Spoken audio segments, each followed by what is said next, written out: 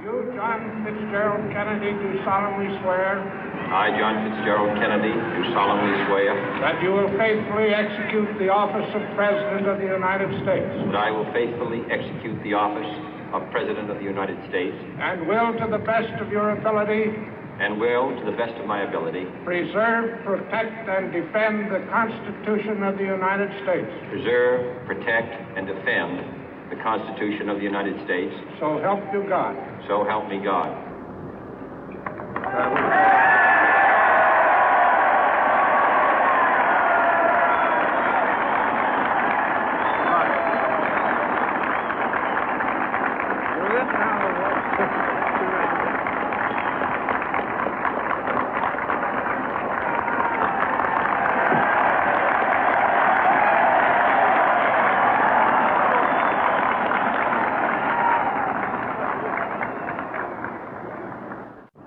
Vice President Johnson, Mr. Speaker, Mr. Chief Justice, President Eisenhower, Vice President Nixon, President Truman, Reverend clergy, fellow citizens. We observe today not a victory of party, but a celebration of freedom, symbolizing an end as well as a beginning, signifying renewal as well as change. For I have sworn before you and Almighty God the same solemn oath our forebears prescribed nearly a century and 3/4 ago. The world is very different now, for man holds in his mortal hands the power to abolish all forms of human poverty and all forms of human life. And yet the same revolutionary beliefs for which our forebears fought are still at issue around the globe. The belief that the rights of man come not from the generosity of the state, but from the hand of God. We dare not forget today that we are the heirs of that first revolution. Let the word go forth from this time and place to friend and foe alike that the torch has been passed to a new generation of Americans born in this century, tempered by war, disciplined by a hard and bitter peace, proud of our ancient heritage, and unwilling to witness or permit the slow undoing of those human rights to which this nation has always been committed and to which we are committed today at home and around the world.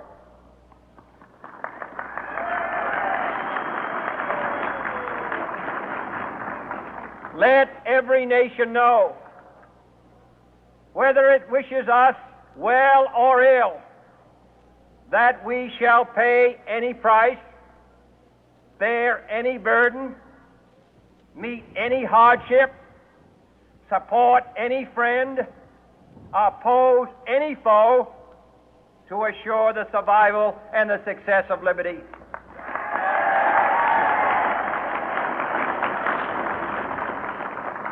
This much we pledge and more.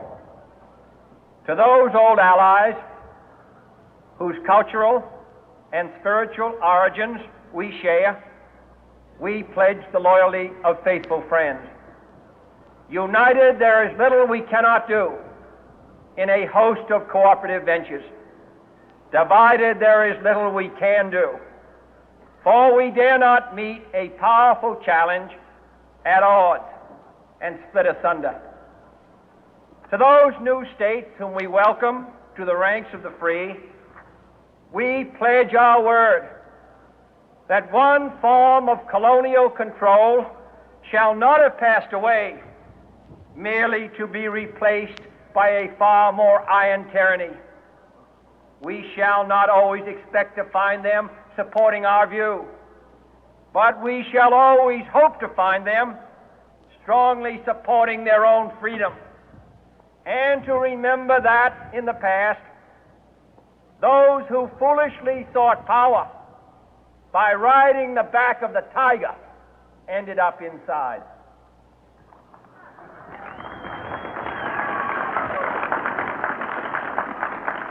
To those people in the huts and villages of half the globe struggling to break the bonds of mass misery, we pledge our best efforts to help them help themselves for whatever period is required, not because the communists may be doing it, not because we seek their votes, but because it is right. If a free society cannot help the many who are poor, it cannot save the few who are rich.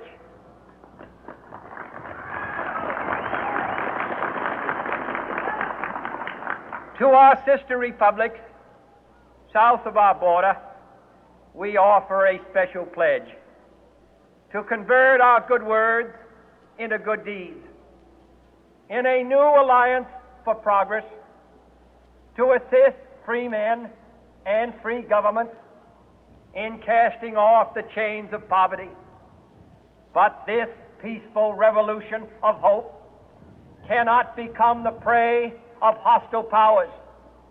Let all our neighbors know that we shall join with them to oppose aggression or subversion anywhere in the Americas.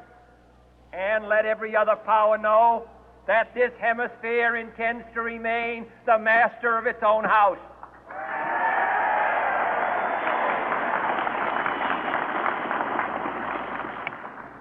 To that World Assembly of Sovereign States, the United Nations, our last best hope, in an age where the instruments of war have far outpaced the instruments of peace, we renew our pledge of support to prevent it from becoming merely a forum for invective, to strengthen its shield of the new and the weak, and to enlarge the area in which its writ may run. Finally, to those nations who would make themselves our adversary, we offer not a pledge, but a request that both sides begin anew the quest for peace. Before the dark powers of destruction, unleashed by science, engulf all humanity in planned or accidental self-destruction, we dare not tempt them with weakness, for only when our arms are sufficient beyond doubt can we be certain beyond doubt that they will never be employed. But neither can two great and powerful groups of nations take comfort from our present course, both sides overburdened by the cost of modern weapons, both rightly alarmed by the steady spread of the deadly atom, yet both racing to alter that uncertain balance of terror that stays the hand of mankind's final war. So let us begin anew, remembering on both sides that civility is not a sign of weakness, and sincerity is always subject to proof. Let us never negotiate out of fear, but let us never fear to negotiate.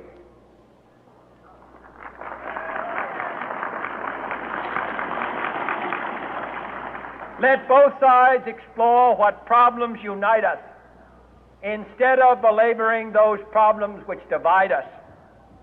Let both sides, for the first time, formulate serious and precise proposals for the inspection and control of arms, and bring the absolute power to destroy other nations under the absolute control